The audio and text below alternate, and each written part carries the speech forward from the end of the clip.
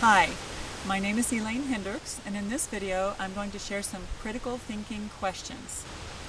At least one time a week you should have a thinking time. That's right, you should schedule one time to ask yourself critical thinking questions to address problems in every area of your life. I suggest you listen to this video first and then go back through it, writing down each step.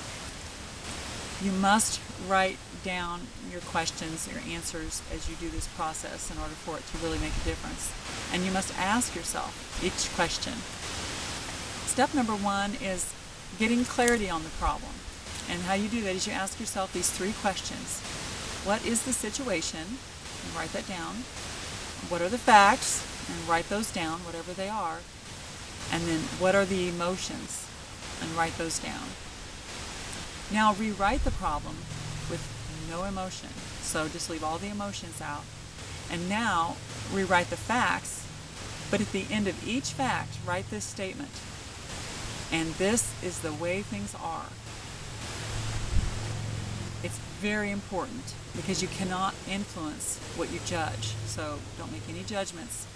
Just recognize the way it is, and that's the way it is. Step two, write this statement and finish it. Wouldn't it be great if? Step number three, and it has 5 components here. So first one, why isn't this problem already solved? Or write down the answer to why isn't this problem already solved. And the second one, what are the impediments or restraints that have kept me from solving this problem? And next, how did this get to be a problem?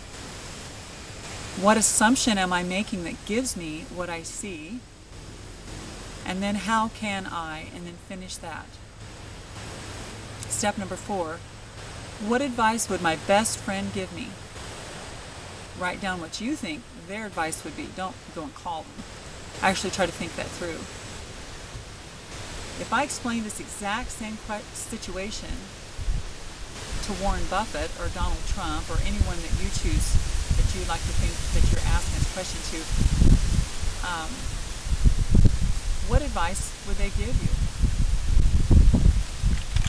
If I had unlimited resources, I would, what? If I only had 15 minutes to solve this problem, what would you do? Step number 5 is what could I do to make this problem worse? Just think of what would be the opposite of it and write that down. Sometimes that puts some perspective on what you think is a problem.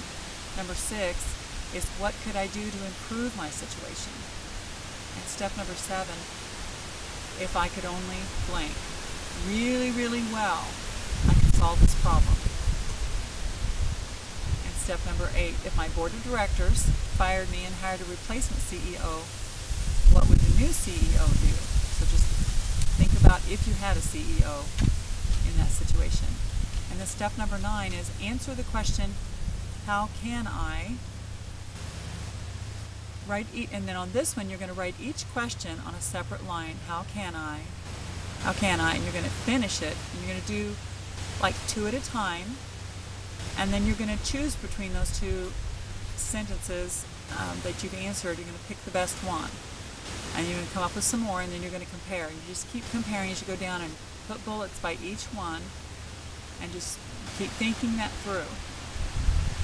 And step number 10 is to look at markers. And this is a really powerful concept.